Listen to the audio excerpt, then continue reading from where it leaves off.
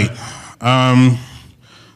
I met our next speaker actually at Yannick Silver's The Underground this past time in New Orleans.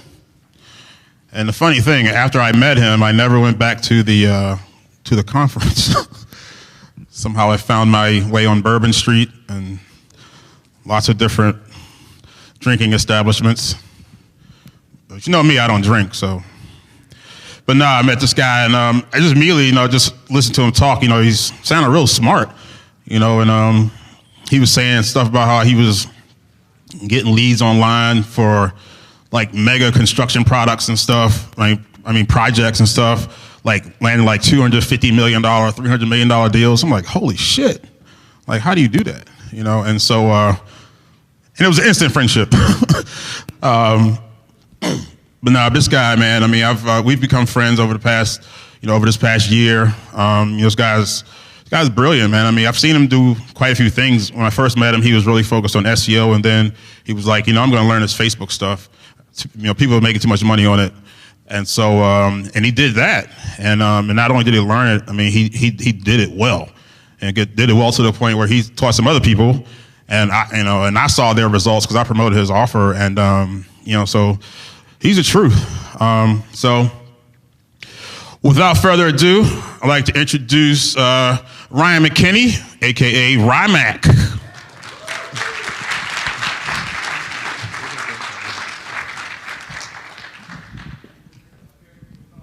All right, let's see.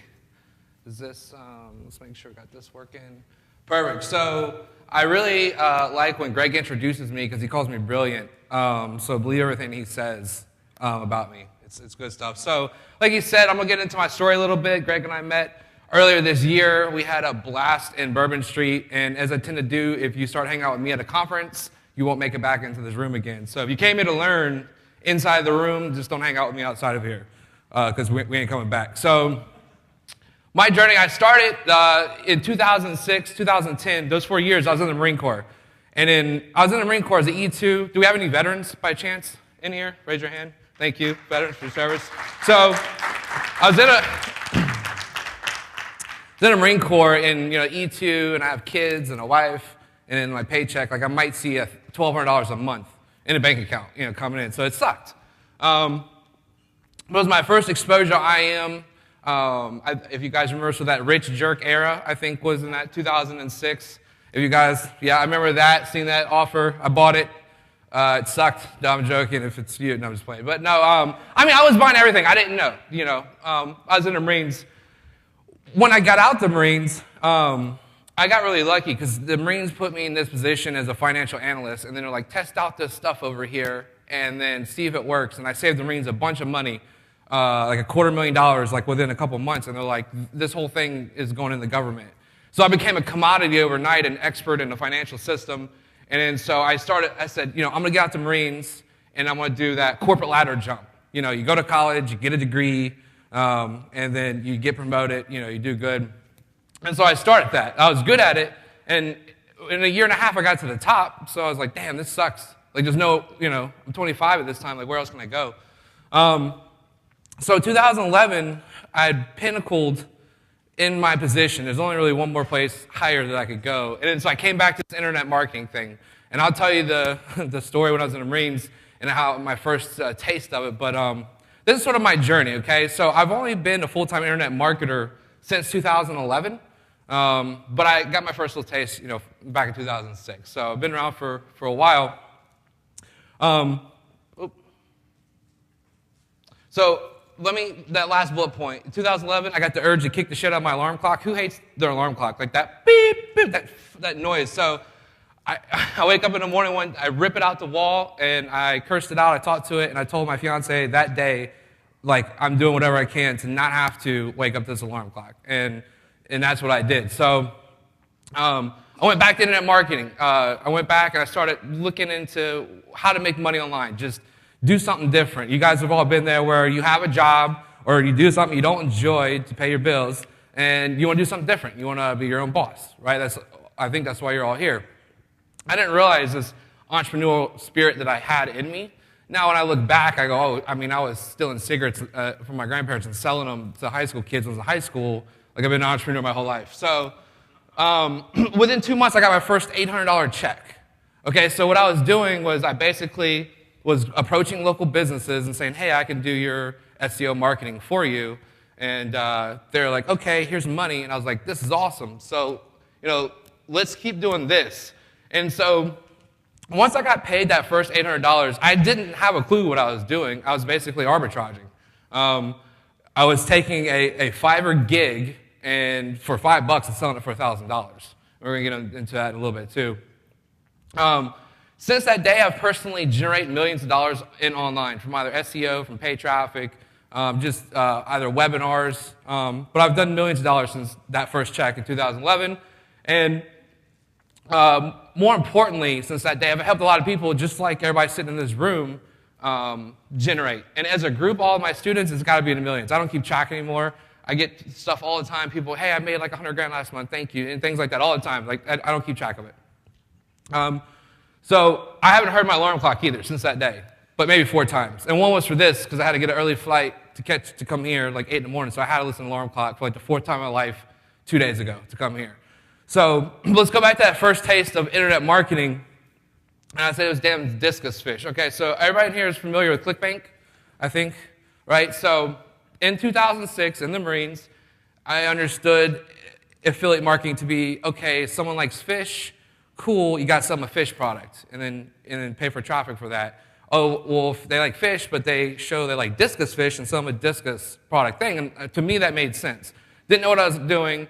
Who was doing AdWords, PPC, back then, 2000? Okay, so you could still take your affiliate link and directly send traffic to an affiliate link. I didn't know what I was doing, so I got my affiliate link from ClickBank, threw in a campaign in AdWords, put my credit card in there, and then turned on some ads and went to work, came back, and logged in, and I had made like $172. I was like, this is awesome. And I called she's my ex-wife now, but then wife said, come over here, look at this.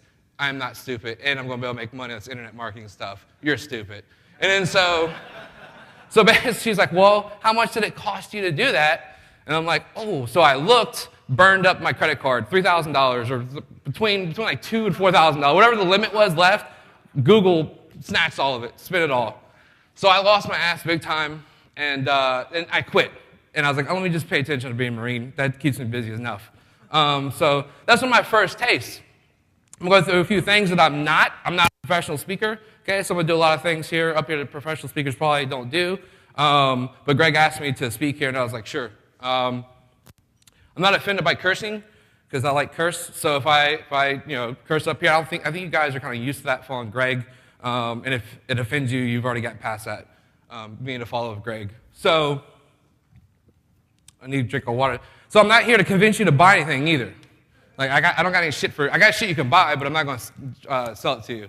So don't worry about that. So keep your guard down.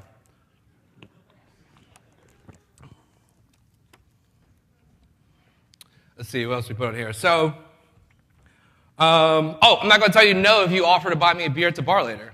I'm not going to do that. Jack and Coke and Corona, like both of those. I'm not lazy.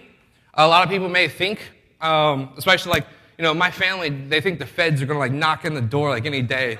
Like they have no idea what I do. They think I just, goof off all the time and play on Facebook, which is kind of true, but it makes me money, so that's why I do it. But I'm not lazy, and I don't think anybody in this room is either, or you wouldn't be here. Just the fact that you bought the ticket, got the plane ride, came out here, you're here sitting in this room, tells me you're not either. I'm also not concerned with your opinion of me. So if that bothers you, there's a reason why I have a microphone and like you don't, so I just don't care about your opinion of me. But I am going to leave at least one person in this room with something of value. I'm going to change the way you look at marketing. How many people do Facebook marketing? Probably like everybody, right? So I am going to leave at least one of you. You're going to look at the way you target and build your audience on Facebook differently. I promise you that. So this is what I call a measure of a man. Like in the position I am where I'm talking to people or people buy things from me and they're relying on me to provide good information because they're trying to quit their job and make money, they have families too. If people can't replicate my systems, then I shouldn't be here. So here's this one that recently came in. I like this kid. His name's Jordan. He bought one of my offers, and it was just how to sell T-shirts online, how to remarket to the T-shirts. and he did like 60, what's the number? He did 52K in the first 30 days, so it was 60K in like 35 days. He's like, I only had $1,500 in my bank account. I bought you a $100 course. And his problem was he was scared he had too much money in PayPal. I'm like, listen, dude, that's a great problem to have. Like trying to figure out how to get 60 grand out of a PayPal account. That's a fabulous problem. So I just like relax. So we got the money out of his account or whatever. But so the things that I teach, they work. And people are able to replicate them. Okay, so again, my name is Ryan McKinney. People just call me Rymac. It's easy that way. It furthers my brand. So please just keep calling me Rymac. People look to me for strategies, whether it's an SEO strategy, a paid marketing strategy. People know that I'm really good at SEO. When I came into the vendor space teaching and helping people, I started teaching SEO. I actually have the only Hangout app that's built inside of the Google Hangouts for SEO purposes. It syndicates your Hangouts to a big private blog network of sites, and it works really well. I'm a networker. That's what I come here for. You're not going to see me watching any of the other speakers. As good as the information they're going to have, I'm going to be at the halls making the handshakes and working, build my business and networking, because I'm a big believer in your network is your net worth. And people say that stuff all the time, sort of like cliche, but it really is. My network is my net worth. I'm getting really good at Facebook targeting, so I guess I can call myself an expert now at it.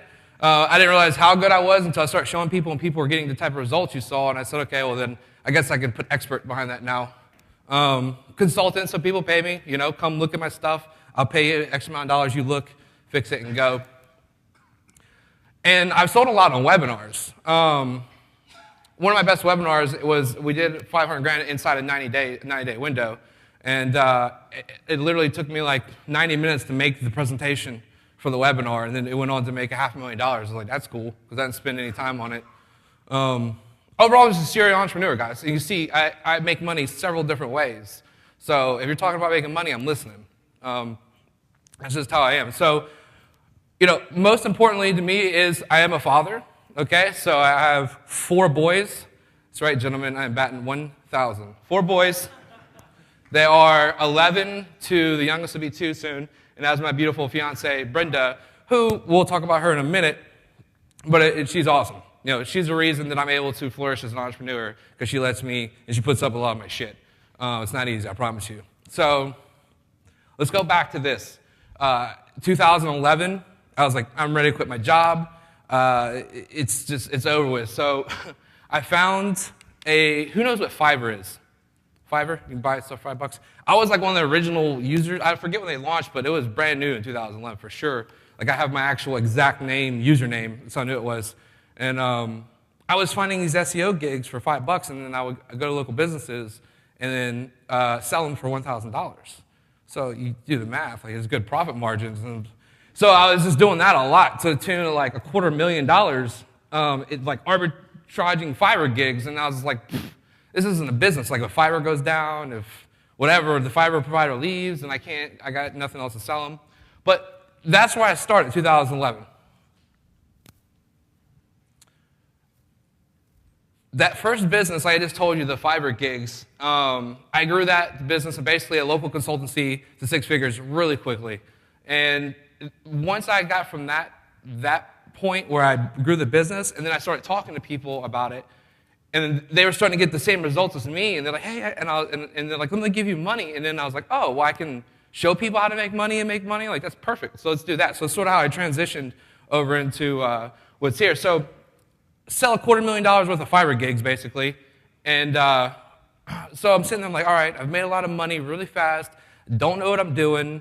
I have this 6-figure corporate job. I'm making 120 grand a year. And then we're pregnant with the youngest baby. She goes in the hospital. She's losing weight. So I call my boss. I'm like, hey, Brenda's in the hospital, and I'm not going to be at work today. And she's like, oh, no, you're going to be at work today, and blah, blah, blah, blah. And I was like, you can kiss my ass. Like, I'm not going to work today. And I quit my job that day. So, like, a lot of people, I wish it hadn't came to a point where something tragic sort of happened to make that jump. But I'm glad it happened to make the jump, because it's a hard thing to do. Making 120 grand a year, my whole life, I'm getting paid every 2 weeks. Every 2 weeks I expect a paycheck, And to make that jump where if you don't produce, then you don't eat, no motivation like starvation. So this is what it took. It took this, and then I quit. I haven't looked back since. Again, Greg touched on, I mastered SEO. I have the only Hangout software inside of it, and it does some really cool stuff. I started, again, that teaching training, networking, coming to events. People wanted to put me on stage, give me a microphone. I'm like, that's cool, I'll do that too. And when I got bored after replicating myself, with the SEO and all the stuff, I wasn't having things to do. Like, I had somebody putting all the content in, somebody buying all the domains. The only thing it takes to run an SEO company. So the boredom started leading to complacency, and that's a dangerous place, like when you're complacent. I wasn't really doing anything actively to grow any of the businesses that I had, and I was just complacent, like, man, I'm making good money. I don't got to work that hard on what I'm doing, and I was just more trying to maintain. I was getting complacent. And then that's sort of when I decided to conquer some new stuff, and then that's where it comes to the Facebooks, as I call it. And that's when, about the time that I met Greg, and we were the last two awake the first night, or one of the nights, and we were sitting in his room, and I was like, look at this shit, and he's like, look at my shit, and I was like, man, I want to figure out how to do that. So that sort of helped me move more into a believer of Facebook at the turn of the year. But I always knew it was powerful. I didn't know how powerful that it was. I was happy with SEO. I was good at it, and we're getting a lot of traffic and making money from it, so I wasn't too worried about it. Again, that complacency, was sort of, killing me. People just like, hey, Rymax, and I'm getting so many referrals from inside my network. People really want good SEO. They come to me. They know I'm not cheap, and that was working for me. So I started spending money on Facebook, and then I started spending money, and then I started making money. I think it took me, I basically went into Facebook and said, I don't want to learn from, I got all my friends in the world are the best Facebook marketers in the world. Greg's a friend. Don Wilson's sitting in the room. He's one of my friends. And any other Facebook marketers you may have heard of, I could probably get in touch with, but I want to figure this out on my own. I don't want to read somebody else's stuff and use their system. So I literally burned probably $5,000 just learning, just spending, because you have to spend money. You have to become experienced to be good at something. You just can't all of a sudden the next day start making all this money on Facebook. So I said, I'm just going to figure it all out. I spent $5,000 within 30 days just learning and touching the hot stoves, and don't change your budgets at the late at night. Just learn all the nuances of the Facebook Ads Manager. And I started observing some of the Facebook information in the marketplace. And then I realized a lot of them were full of shit. They didn't know what they were talking about. And I was like, maybe I'm crazy because I only spent $5,000 so far, but I started looking at other people's information. There's not a lot of good information out there. In this room, there's some people with some really good information for sure. And I'm probably the least qualified person to talk about Facebook when it comes to all the other speakers. 50K a day, 100K a day. I'm not doing anywhere near that on Facebook. But we're doing well. So I started seeing a trend with clients, consultants, and people paying me to look at their Facebook ads. The trend was they were lazy. And they were wondering why their ads weren't effective. I'm like, how much time do you spend on this ad? Like 10 minutes. Like, how does shit you want to spend 10 minutes on something you want to make you money? Like, you have to spend more time to that. There's, they're not only were they lazy, and not everybody is lazy, but they also were focusing on the wrong thing. They're setting up these ads and they're worrying too much about things that just aren't important when it comes to setting up an advertisement on Facebook. We're going to go over that. So let me ask you guys. So let me go back for a second. How many people in here, everybody uses Facebook, right? Right? Or not everybody. How many people market on Facebook? Like you set up ads in the newsfeed. Okay. How many of you drive yourself crazy worrying about your ad image, or spend a lot of time working on that? Or you were a designer first, and so the ad image is sort of a personal thing to you. Okay. So I started looking at people's campaigns, and then they're like, "Hey, right, Mac, I spent an hour and 45 minutes on this image making this advertisement." And I'm like, the image is cool, but how long did you spend building your audience to market to? And 20 minutes. I'm like, the fuck is the matter with you? Spend 1 hour and 45 minutes on building your audience and 10 minutes making an image. You're wasting way too much time. So as I see it, targeting is just the most important thing you can do with Facebook. And I just seen this trend. Everybody's doing it. So It doesn't matter what your offer is, because if you don't target good, it just doesn't matter, okay? The better you target, the cheaper your traffic's going to be. I mean, that's just simply what it is. The better you put a good ad in front of the audience, and Facebook will reward you for that. The better you target, the more money you're going to make. And the more time you spend on researching, the better your target is going to be. And this is just how I see it. So I spend the majority of my time on researching and building the audience and then finding the offer to get in front of them. And a lot of people find an offer and they spend a lot of time on things that don't matter, and then they pick an interest real quick at Facebook and just start sending traffic. So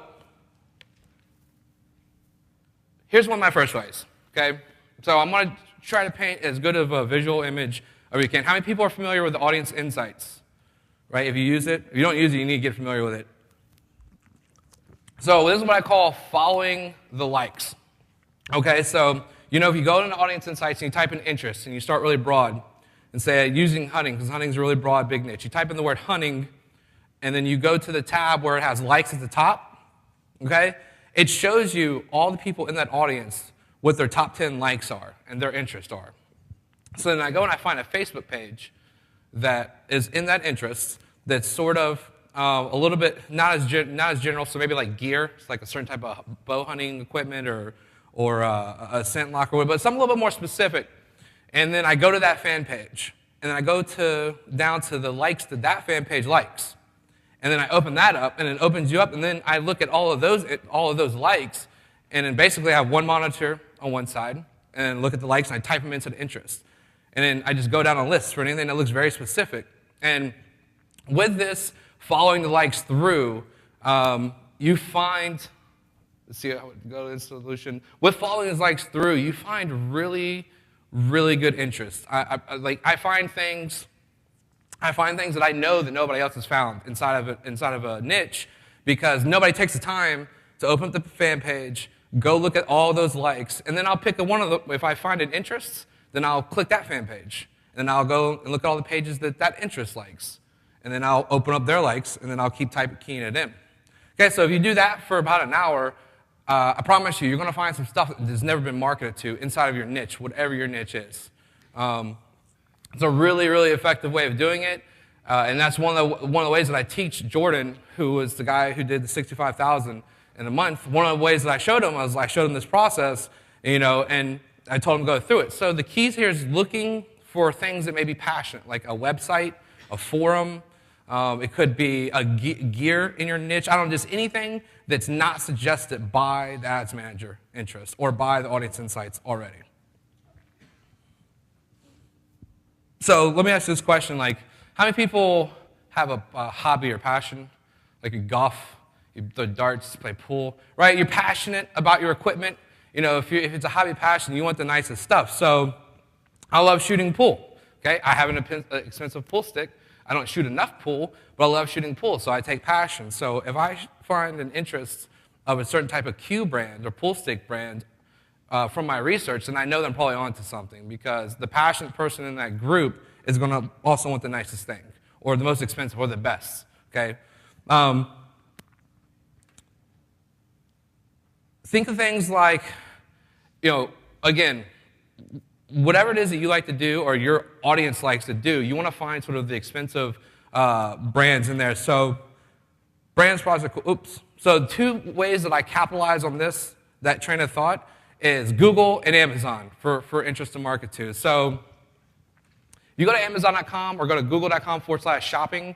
I know that shopping will redirect you, but you can type in your niche into the search, and then you can sort it by customer reviews, which is a good way to sort it. Or I sort it price high to low, and I look for the most expensive shit inside of a niche, and then I go back to Facebook and I see if it has an interest to market to inside that niche. And you can do that right from Amazon.com and right from Google Shopping. It's the easy way to do. Filter the most expensive, and you'll find a lot of products and a lot of brands that you can market to, okay?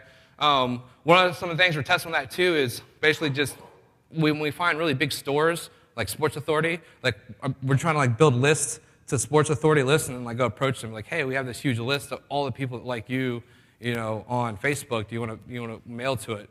But there's a lot of good interest in doing it this way. Again, type in a keyword relevant to your niche. Again, I sort by the expensive. I just, again, if you spend the most money on something, you buy a $10,000 grill, I want to have to think, did you like grilling? Okay, so if I'm trying to sell you a grilling cookbook, it's probably a good place to start. TV shows and movies. I've done pretty good with TV shows and movies. Everybody know that show Finding Bigfoot? You ever see that show, Finding Bigfoot? They have an interest on Facebook. So I went to Google and I typed in like a Bigfoot, funny Bigfoot images, and it's like this Sasquatch like going like this and said, I'm squatching you, and I completely just stole it right off the internet, put it on a t-shirt, put an ad to the Finding Bigfoot interests, and made like $500 within like 3 or 4 days, however long that campaign ran, and it wasn't that difficult to do. And that's because I found the TV show.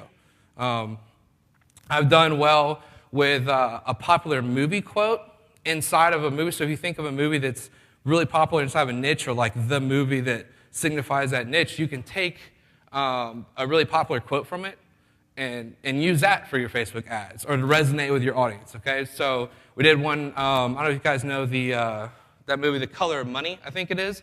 It's a pool shooting movie, and they're like, "Stroke it, don't poke it," is like what he tells them at one part. So like I use that for engaging ad copy and stuff, and it resonates with that audience, and then I sell them pool shit on the back of that.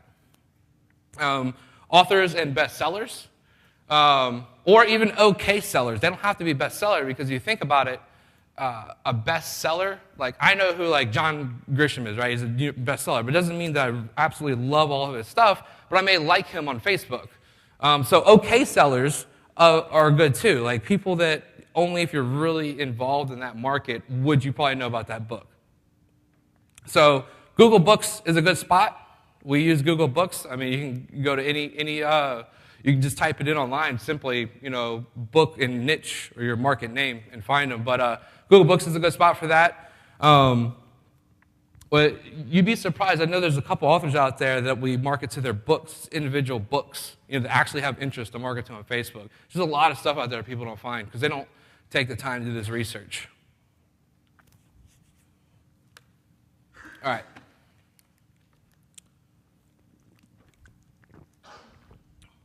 I haven't lost anybody yet. Too bad, right? No? Completely lost you guys. All right. So, similar websites. This is another powerful way to find interest. How many people know or seen an interest inside of the audience where it's the website? So if it's sitename.com, it's sitename.com. It's like all, what I'm talking about, with the periods removed out of it. So those are really good interests. When you find a site that's popular inside of a niche, there's a lot more other interests other than websites in Facebook. So when I find them, I usually get pretty excited about it. With these, and here's the example. So if you don't know what I'm talking about, when you type a website into the interest box in your Ads Manager or Audience Insights, the way that Google.com is, that's what it shows up, and that's a website, okay?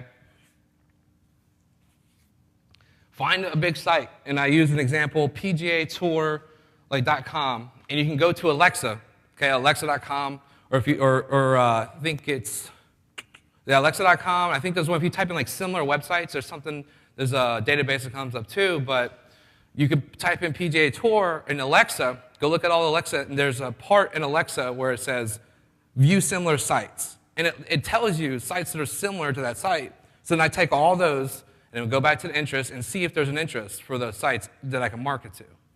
Okay, so this is what I'm talking about, spending time to like build an audience and doing like research into the market. A lot of people just don't take this amount of time to do, but there's got to be millions of interests out there that people just do not market to because they don't take this time. Like I said, most people are just lazy, okay? Yeah, like I said, so similarwebsites.com. I think that's right. I'm not sure, but if you just type it in Google, it should come up. Okay, I wanted to sort of do this live if time permitting and show you some stuff, but I got some more things to talk about. Where are we at on time? Oh, perfect, down there, okay. So after targeting, I think this is the most important, is your ad copy, okay? And the problem that I see is people are creating advertisements and then telling Facebook to optimize for the exact opposite thing of the way you set up your advertisement, okay? So if you're doing PPE, or page post engagements, how many people run PPE traffic? So as PP, okay, so you have to make the ad engaging, okay? You're telling Facebook to optimize my advertisement for engagements, or where likes or shares or photo views of your image, and then comments, okay? So what people will do is they try to do an engagement ad, but then they're making it an advertisement, okay? And you can't do that. People don't want to engage with an advertisement. They don't. We just shut off when you see that, like 10-day sale, whatever, blah, blah, blah. Like it goes right by you. Okay, so then you're telling Facebook, make it engaging and reward me for engagements, but then you're telling your traffic, you're advertising to them, and then they don't want to engage with your stuff. And then you don't get cheap traffic. You don't get rewarded. You know your demographics, so use it. You know the age. You know their interests. You know if they're married. I mean, you know if they have kids. You know if they have a degree. You know where they live. You know, they went to college. Like, use that stuff in your actual advertisements if you're running PPE traffic. You know, work that into your copy so that it resonates with them. We're going to go over an example here in just a minute, too.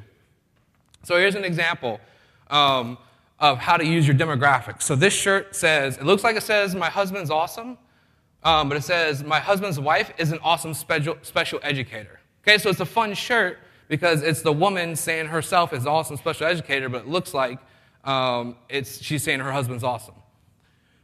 I've sold a lot of these shirts and just basically change out special educator, and then we flip them and then do my wife's awesome to the dudes, and you put in a passion in the bottom. So feel free, if you guys sell t-shirts, to do that, to steal this from me.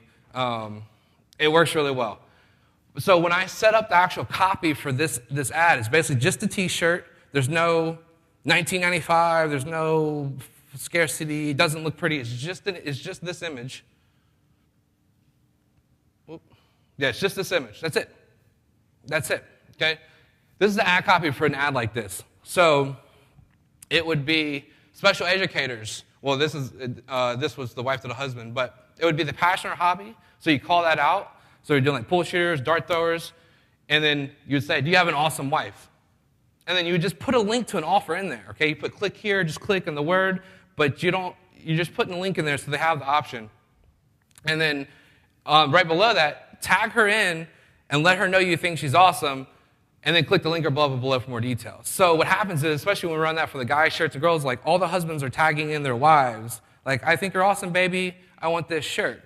And it gets a lot of shares. It gets a lot of engagement with an advertisement like this. And then Facebook rewards me for the engagements. I'm not trying to really sell anything here. Of course, I want them to click on the link and sell. And then the bottom link is more of a call to action. I put the word order. So I've actually tracked the first link to the second link. And the second link probably accounts for 60 to 70% of the sales on this, because people are going through engaging and clicking the link and then they want to buy. The first one still gets sales. It was just a really good offer, but by far and large, just that bottom link, because we've been tracking. Does this make sense? How if you're paying for engagements, you want to do something like this and not make an advertisement? Like this doesn't feel like an advertisement to people, your traffic on Facebook, thumbing down their newsfeed. Okay. Doesn't feel like an ad. It's important, okay? Again, you can play that demographics. You know they're married. You put that in their demographic, and you tell them to tag their spouse. Tell them you think they're awesome. You know, it's fun. Or it's for engagements. People want to engage with something like that, which is important. We want people engaging. A lot of the sales from an ad like this, probably 7 out of 10 sales come from organic traffic, which is the engagement, which is someone getting tagged in, a share, or a like, but it's more from the shares or the comments being tagged in. When you're paying for a click, okay, less engaging ad copy. You don't care if they engage your ad. You just want them to click to your website, right? You just want them to see the offer, okay? So be more straightforward with your sales message. If you're going to offer sales, or you're going to let them know this, you're about to click and this thing's going to cost $40. You know, put the scarcity in there. You can be a little bit more like a marketer, an advertiser, because you're telling Facebook, I want to bring your traffic to my own website. But with a PPE ad, you're saying, I want to keep all your traffic on your site, and I want them to engage on Facebook. Okay, so this one is different. You're telling Facebook you want your traffic to leave. Copy for this. Love to lift, then click the image. and then that's it. You won't have to spend a lot less time because you're telling Facebook, I want my traffic to leave the website. I just want that click. Okay, so your copy just needs to be a strong hidden headline, usually something just to get the click, because that's what you're paying for. That's at least what you're telling Facebook you're paying for. Does all this make sense so far? Not losing anybody? So again, spend the time to research your market, and you can build some really good audiences on Facebook. I mean, I get really cheap traffic because I spend the time. And then, I train people to do it, and so now they're getting cheap traffic for me because they're spending the time. Just don't be lazy. Find an offer, and then that fits the audience. So I should have said it a little bit different. Know the audience that you're going to market to, and then find an offer usually. Okay, so a lot of people, when they mess up or they make it difficult, is they say, oh, there's this offer here, and now I'm going to go figure out who to market the offer to. When you can spend time in audience insights, just think of different markets or niches, build an audience first, and be like, damn, I got like an awesome 200,000 audience here of people. Now I need to find something to sell them, okay? And one of the ways that you can also test an audience for passion that I didn't put in here, but I like to do, is I'll run simple little like campaigns, because a like is the easiest thing to get from someone on Facebook. If you're getting really, really cheap likes, if you run 3 different interests and run a like campaign to all of them inside of one market, wherever you're getting your cheapest likes is probably the most passion in those 3 interests. So you can do that as well first. Again, create ad copy that matches what you're telling Facebook to do. I can't tell you how many times I've looked at people's ads. Pay me to come, I look at their ads, and then I'm like, you're telling Facebook you want them to engage, but then you have just click here. It's like all over the ad. It just looks terrible. And then you count your money.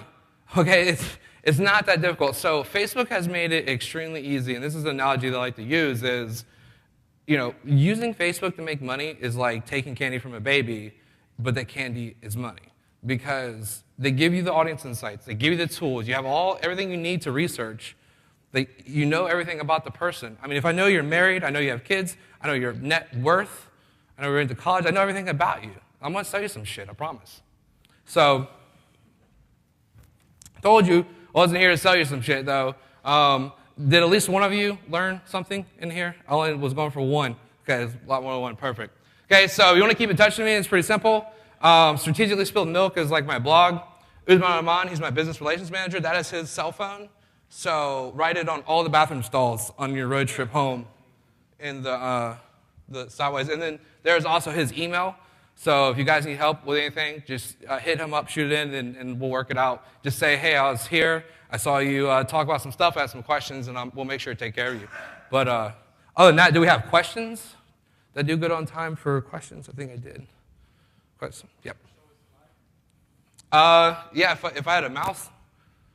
Do we have a mouse? On here?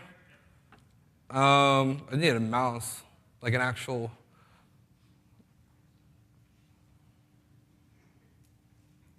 Any other questions while I set it up? I'm just standing here and you guys look at me play a computer. Yeah. Yeah, we do pages for each niche.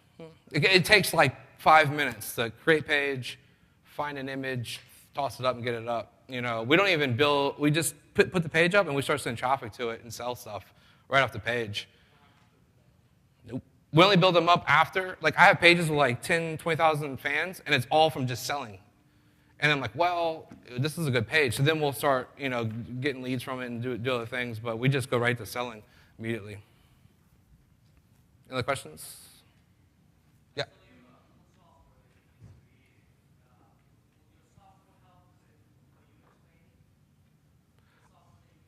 Oh, the software I made? Yeah. No. So everything that I just showed you guys for all that manual research, like I was spending so much time doing. I had a software made. And recently was letting a few people in on it, but it automates all that stuff. So you type in your niche, and it pulls data from Amazon. You can sort how I told you. It pulls data from Google Books. You can sort how I tell you. It pulls data from a TV and show website. You can sort. It's called Targetees. It's not currently. I don't think it can take orders right now. We just did a charter opening, but if you send in to Usman, we'll let you guys take a peek or demo on it. Perfect. Yeah, is the internet on here? If it's, okay, perfect. We're hooked up. Well, I'll leave that tab open for you guys. So you go to,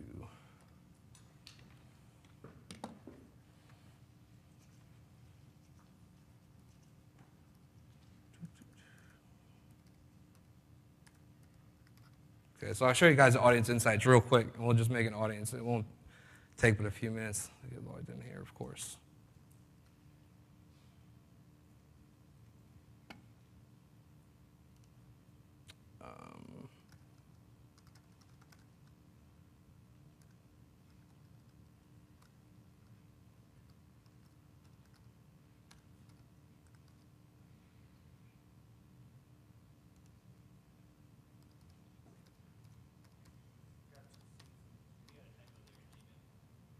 Okay. Yep. Yeah, my password's ridiculously long, so give it 1 second. This is a string of numbers, so now I got to start over. It's fine. Yeah.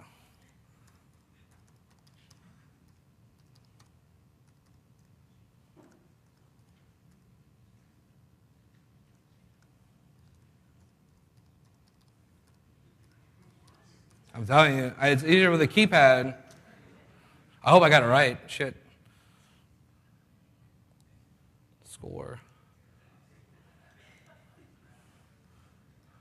Oops. Is it ads / audience?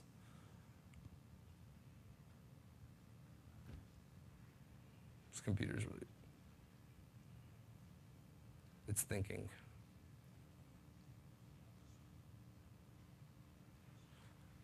I don't think it's going to be wise to do a live demo if the internet's going to be this slow like this.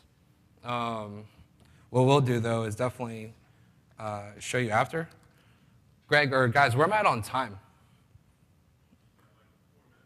Yeah, I'm not going to be able to do this justice in 4 minutes, especially if the internet's running like this. So let's just take questions, and if you catch me your laptop, I'll build an audience for you. Like, it takes me like 10 minutes to do. I'll show you. I can show you the software, too, and show you how quickly we can do it. But let's just get off right here. Any more questions for me? Yep.